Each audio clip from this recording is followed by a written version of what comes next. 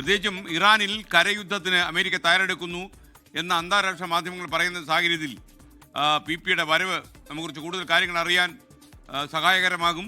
American യുദ്ധവിമാനം ആക്രമിച്ചു, drone വെടിവെച്ചിട്ടു, ഇങ്ങനെയുള്ള അവകാശവാദങ്ങളൊക്കെ ഇറാൻ നൽകുന്നുണ്ട്. P James, good morning. Good morning എസ്കേൻ. ഹായ്. ഈയിടെയായിട്ട് നല്ല ഉറക്കം കിട്ടുന്നില്ല എന്ന് കേട്ടു യുദ്ധം തുടങ്ങിയതിനു ശേഷം. യുദ്ധം എപ്പോഴും നമ്മുടെ പേടി സ്വപ്നമായിട്ട് മാറും എസ്കേൻ എപ്പോഴും. എന്താണ് ഇപ്പോൾ ഇറാനിലെ അവസ്ഥ?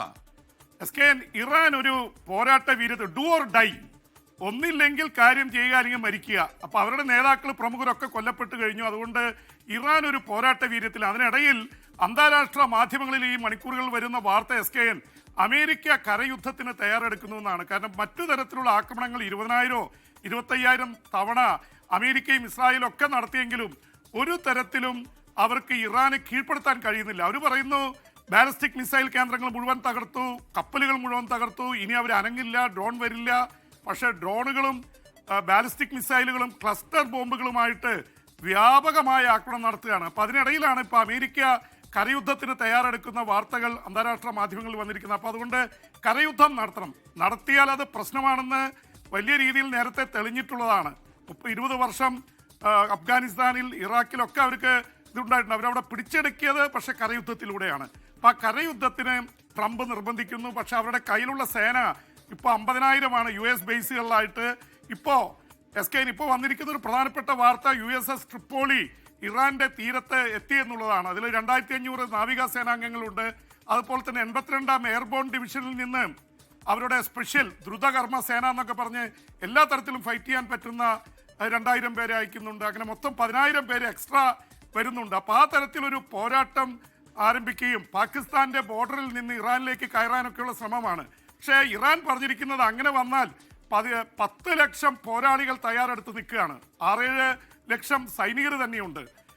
ഇറാന്റെ റവല്യൂഷണറി ഗാർഡ്സ് ഉണ്ട്. അപ്പോൾ അവരുമായി ഒരു പോരാട്ടത്തിന് പോയാൽ 10,000 കണക്കിന് അമേരിക്കയുടെ സൈനികരും ഇസ്രായേലിന്റെ സൈനികരും മരിച്ചു വീഴുന്ന അവസ്ഥയുണ്ടാവും. അവിടുത്തെ ടെറൈൻ എന്ന് പറയുന്നത്, അവിടുത്തെ പ്രത്യേകിച്ച് മലനിരകളൊക്കെ വലിയ രീതിയിൽ അപകടം പിടിച്ചതാണ്. ഒളിയുദ്ധത്തിന്, ഗറില്ല യുദ്ധത്തിന് പേര് കേട്ടവരാണ് ഇറാൻ. 10 വർഷത്തോളം അവർ ഇറാഖുമായിട്ട് യുദ്ധം നടത്തിയവരാണ്. വിയറ്റ്നാമിൽ അമേരിക്ക അനുഭവിച്ചതാണ് ഗറില്ല പോരാട്ടത്തിന്റെ ശക്തിയും വീര്യവും അവർ അനുഭവിച്ചവരാണ്. പക്ഷേ അമേരിക്കൻ പ്രസിഡന്റിന് എങ്ങനെയെങ്കിലും അവിടുത്തെ ഭരണമാറ്റം കൊണ്ടുവരണം. അവിടെ ആയുധങ്ങൾ തീർന്നിരിക്കുന്നു, പ്രക്ഷോഭകാരികളെ രംഗത്ത് കൊണ്ടുവരും, എലോൺ മസ്കിനെ രംഗത്തിറക്കി അവർക്ക് സ്റ്റാർലിങ്ക് സൗകര്യം ഏർപ്പെടുത്തി കൊടുക്കുന്നു. ഈ തരത്തിൽ ആണ് ട്രംപ് ചിന്തിക്കുന്നത്. പക്ഷേ ഇത് വിനാശകാലെ വിപരീത ബുദ്ധി എന്ന് പറയുന്ന അവസ്ഥയിലേക്ക് ട്രംപിനെ എത്തിക്കുമോ എന്നറിയില്ല. എന്തായാലും SKN ഇവിടെ ഇതിനിടയിൽ പാകിസ്ഥാൻ സമാധാന ശ്രമങ്ങളുമായിട്ട് ഇറങ്ങിയിട്ടുണ്ട്. പാകിസ്ഥാന്റെ വിദേശകാര്യമന്ത്രി നേരിട്ട് ഇറാന്റെ വിദേശകാര്യമന്ത്രി അബ്ബാസ് അർഗച്ചിയുമായിട്ട് ചർച്ച നടത്തി, മറ്റു രാജ്യങ്ങളുമായിട്ട് സംസാരിക്കുന്നു, ഗൾഫ് രാജ്യങ്ങളുമായിട്ട് സംസാരിക്കുന്നു. പക്ഷേ കാര്യങ്ങൾ എങ്ങോട്ടും അടുക്കുന്നില്ല SKN.